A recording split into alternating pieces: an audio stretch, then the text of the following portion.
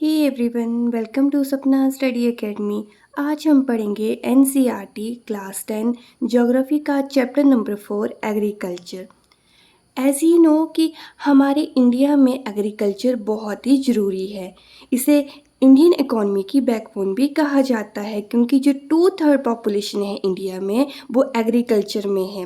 इसके साथ ही जो मोस्ट ऑफ द फूड भी कंज्यूम ये भी हमें एग्रीकल्चर से ही मिलता है। एक और पॉइंट है कि जो भी रॉ मटेरियल्स होते हैं बहुत सी इंडस्ट्रीज़ में वो एग्रीकल्चर से ही सप्लाई होता है। जैसे टी हो गया, कॉफ़ी है, ये अलग अलग कंट्रीज़ में एक्सपोर्ट किया जाता है। इस वजह से जो एग्रीकल्चर है इसे बैकबोन कहा जाता है ऑफ इंडियन इकोनॉमी। आगे हम पढ़ेंगे टाइप्स ऑफ एग्रीकल्चर या फार्मिंग।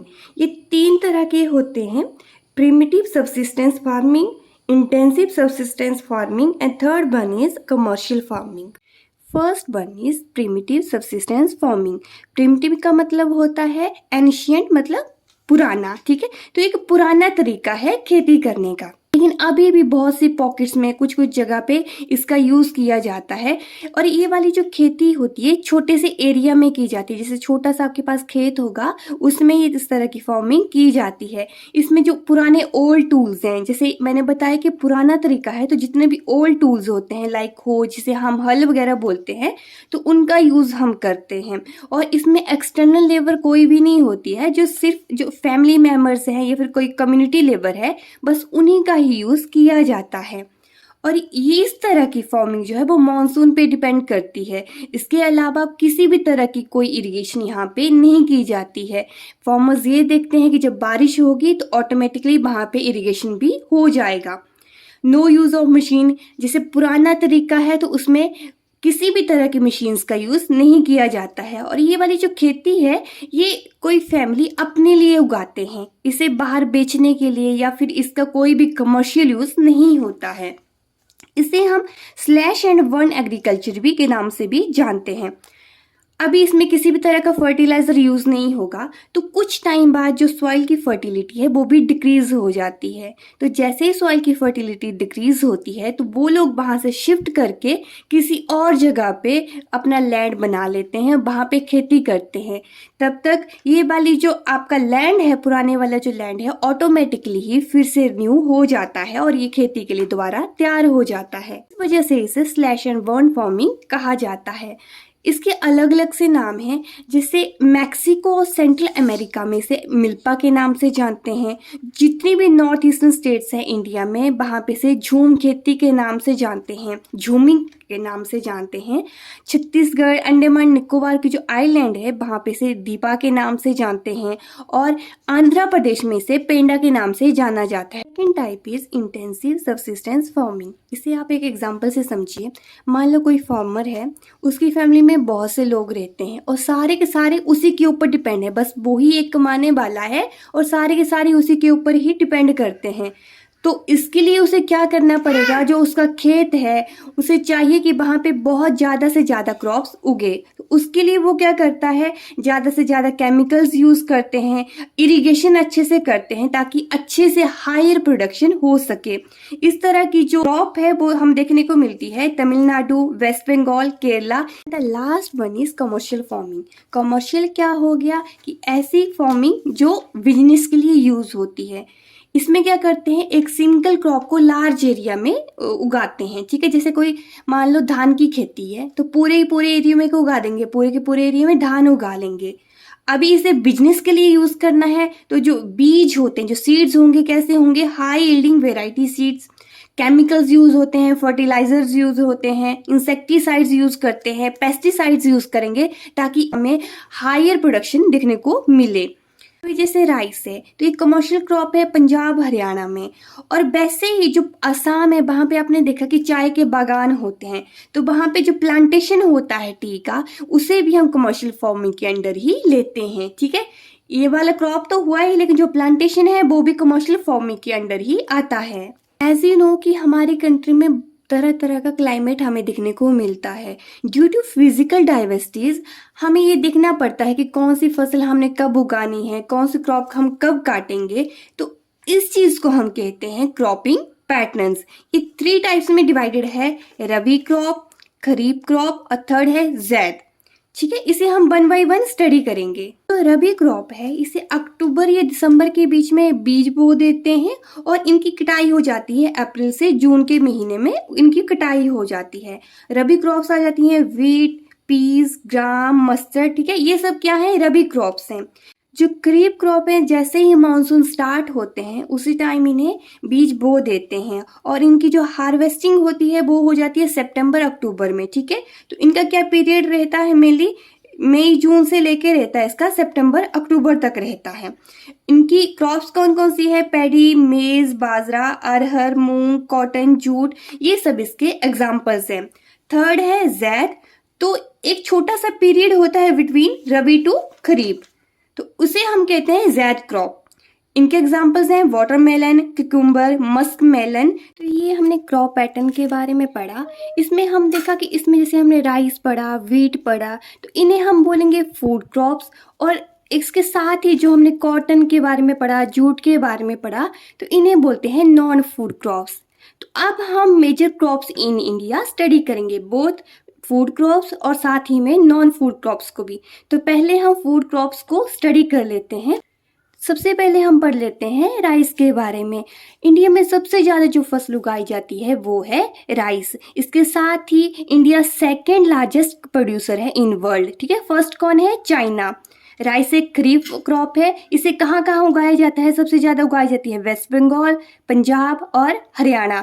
इसके लिए रेनफॉल कितना चाहिए होता है, अबव 100 सेंटीमीटर। बेसिकली इसके लिए हाई टेम्परेचर चाहिए होता है और हाई इसके लिए रेनफॉल चाहिए है। राइस के बाद जो क्रॉप सबसे ज़्यादा उगाई जाती है वो है वीट, गेहूँ। ठीक है, ये कौन सी है, सेकेंड लार्जेस्ट फूड क्रॉप है इंडिया में और ये सेकेंड लार्जेस्ट प्रोड्यूसर है India in the world. First इसमें कौन है, चाइना। ये एक रबी क्रॉप है। रेनफॉल कितना चाहिए, 50 to 75 सेंटीमीटर। सबसे ज़्यादा उगाई जाती है यूपी में, फिर Punjab, after then Haryana. Third number पे हम पढ़ेंगे मिलेट्स। और ये जो मिलेट्स हैं इसमें सबसे ज़्यादा न्यूट्रिशन वैल्यू होती है। अगर किसी क्रॉप से सबसे ज़्यादा न्यूट्रिशन हमें मिलता है तो वो है मिलेट्स। थर्ड लार्जेस्ट क्रॉप है इन इंडिया, ये खरीफ क्रॉप है। मिलेट्स हैं, ये भी अलग अलग टाइप में होती है, जैसे ज्वार, बाजरा, रागी। ज्वार सबसे ज़्यादा कहाँ उगाई जाती है, महाराष्ट्र में। बाजरा कहाँ उगाया जाता है, राजस्थान में। और रागी कहाँ उगाई जाती है, कर्नाटका में। As simple as that. Next है मेज। कितना टेम्परेचर चाहिए, 21 degree Celsius to 27 degree Celsius. कौन सी क्रॉप है, खरीफ क्रॉप है। सबसे ज़्यादा उगाई जाती है कर्नाटका में, आफ्टर देन महाराष्ट्र और फिर यूपी में। जितना अभी ये सिंपल लग रहा है उससे 10 टाइम्स और ज़्यादा सिंपल हो जाएगा जब आप भी अपने नोट्स बनाना स्टार्ट कर दोगे। आपके लिए एग्ज़ाम्स के लिए बहुत ही हेल्पफुल होगा। जब आपके एग्ज़ाम आएंगे उस टाइम आपको कहीं से भी किसी और सोर्स की फिर नीड नहीं होगी।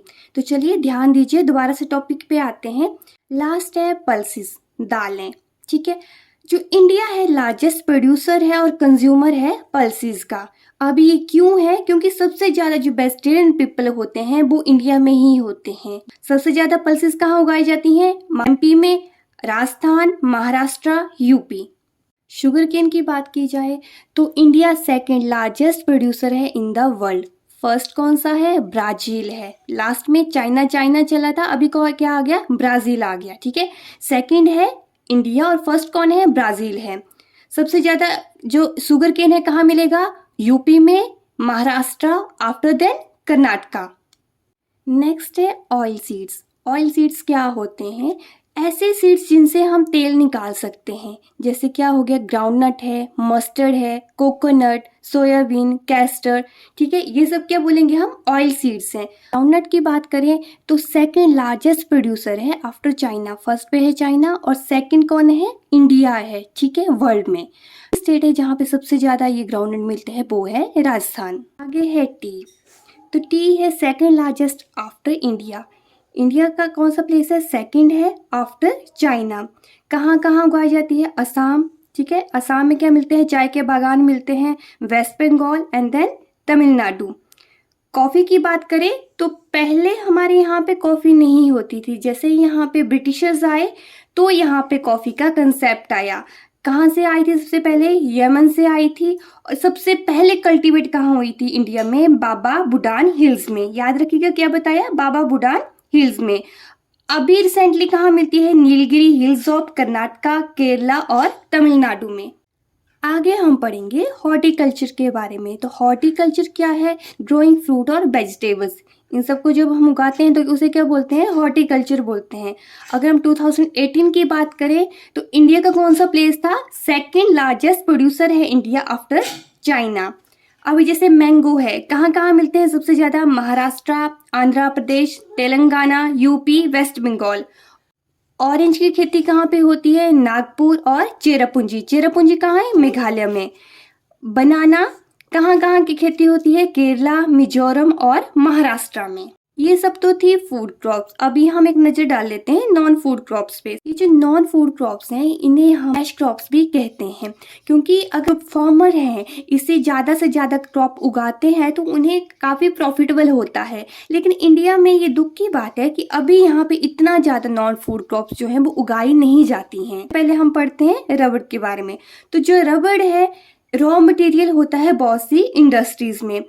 इसकी खेती के लिए कैसा क्लाइमेट चाहिए? एकदम मॉइस्ट और ह्यूमिड क्लाइमेट इसके लिए चाहिए होता है। रेनफॉल होना चाहिए अब 200 सेंटीमीटर और टेम्परेचर कितना चाहिए होता है? 25 डिग्री सेल्सियस अब 25 डिग्री सेल्सियस से ऊपर का टेम्परेचर चाहिए। कहाँ कहाँ पाया जाता है? केरला, तमिलनाडु, कर्नाटका, अंडमान निकोबार आइलैंड्स और गारो हिल्स ऑफ मेघालय। कौन सी हिल्स पे? गारो हिल्स ऑफ मेघालय।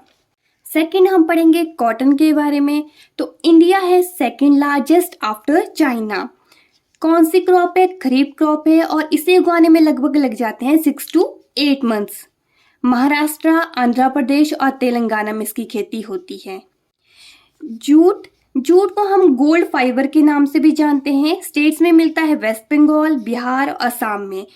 क्योंकि इसकी जो कॉस्ट है बहुत ज़्यादा हाई होती है तो अभी के टाइम में इसे रिप्लेस कर दिया हुआ है सिंथेटिक फाइबर से। उसका नाम है नायलॉन। तो ये थी कुछ फूड क्रॉप्स और नॉन फूड क्रॉप्स। इसके साथ ही ये क्रॉप्स हमारी फिनिश होती हैं। अभी हम देख लेते हैं कि जो हमारी गवर्नमेंट है उन्होंने क्या क्या स्टेप्स लिए हैं हमारे फार्मर्स के लिए। देख लेते हैं कौन कौन से रिफॉर्म्स रहे हैं। जैसे लैंड रिफॉर्म है तो इसमें गवर्नमेंट ने क्या किया था, जितने भी जमींदार हैं, जो बड़े बड़े जमींदार होते थे जिनके पास बहुत सारी ज़मीनें होती थी, उन्होंने क्या किया, उनसे ये ज़मीनें लेके जो आम जनता है उनके बीच में वो बांट दी। लेकिन इस वजह से भी कोई इम्पैक्ट नहीं पड़ा है। तो उसके बाद आया green and white revolution. Green revolution क्या था कि जो आउटपुट है एग्रीकल्चर की उसे इंक्रीज करना, और जो वाइट रेवोल्यूशन है उसका था कि जो फार्मर्स की इनकम है उसे किस तरह से इंक्रीज किया जाए। इसके लिए ग्रामीण बैंक खोले गए जो लोन प्रोवाइड करते थे फार्मर्स को ऑन लो इंटरेस्ट। इसके साथ ही उन्होंने किसान क्रेडिट कार्ड भी स्टार्ट किए और पर्सनल एक्सीडेंट इंश्योरेंस स्कीम भी इन्होंने ही स्टार्ट की थी। अभी कुछ और टर्म्स आती हैं जैसे एमएसपी।